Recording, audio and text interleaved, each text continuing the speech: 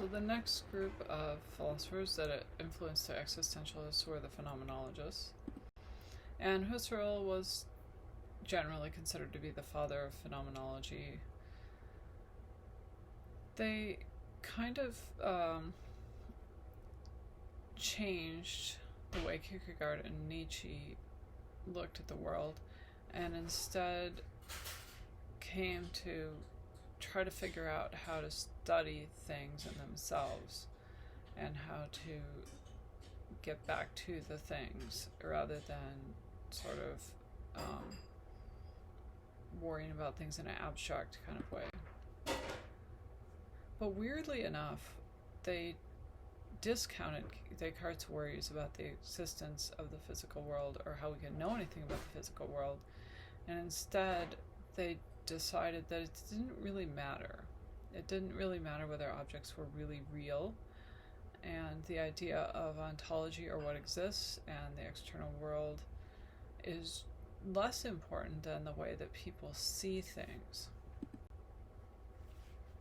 So it's important to make this distinction that it's not as though they thought things didn't exist, it's rather, or that people created things, it's rather that they wanted to study how people saw things. And that's why it's called phenomenology, because phenomena is the way that we experience stuff. It's the phenomena is not the stuff, it's the experience of the stuff. So Husserl was influenced by Kant's idea of transcendental idealism, the idea that space and time are part of the way we perceive or understand the world, but they aren't really just part of the world on their own. They're kind of a combination of our perception and something that might be real as well. So they're not denying that there's reality, it's just that they're focusing on how we see it and not worrying about whether how we see it is correct.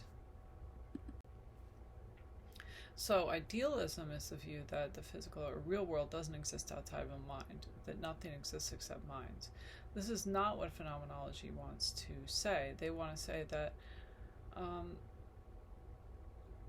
we're not really separate from physical reality, and our mind isn't something different, but that we see the world that way. That's our natural attitude, they call it. So we naturally see the world as being separate from us, and we naturally want to ask these questions, but our attitude toward the world is part of what makes the world what it is.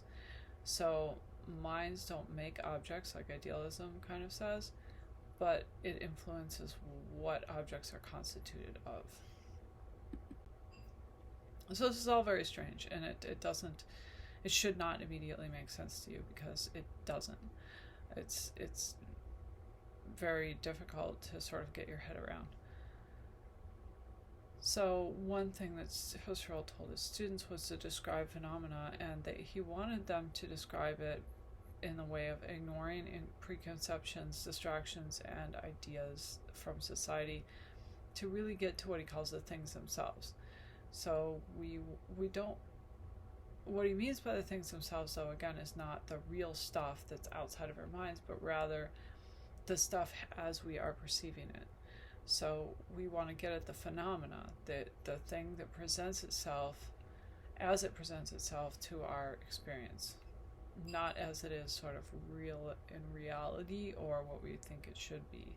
Those are the things that he wants to put to the side to get to the things, or the phenomena. So he uses the example of coffee, and he tells the students to ignore how it was made, where the beans were grown, any feelings that they have about coffee or any preconceived ideas that they have coming into it, and really just focusing on how that moment and that experience of the coffee at that particular moment, how it tastes, how it smells, how it looks, without any of this preconceived stuff, just it hitting your senses, the phenomena. So he says that by studying things, we should not try to take ourselves and our perceptions out of the equation, which is what philosophers kind of want to do when they say what is real. But instead he says that we should take out our assumptions and associations and then just focus on the perception itself, and that will get us to the things themselves. Turning then to the idea of our mind, he says that we should study the mind as a substance, or we should not try to study the mind as a substance as Descartes has, but we should study the mind, what it does, what the mind does.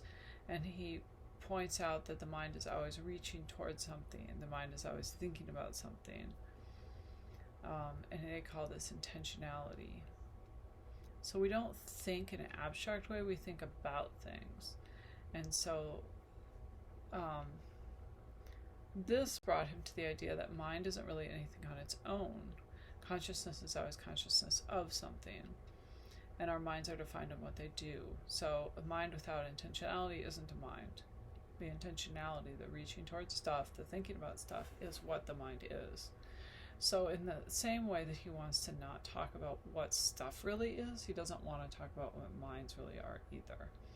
Again, he's not dismissing that they exist. He just thinks that the relationship between mind and world is more important than some kind of quote-unquote reality about what the mind is or what the world is. And where this leads to some extent, is the ideas of Heidegger, who ends up saying something similar about mind, as we'll see.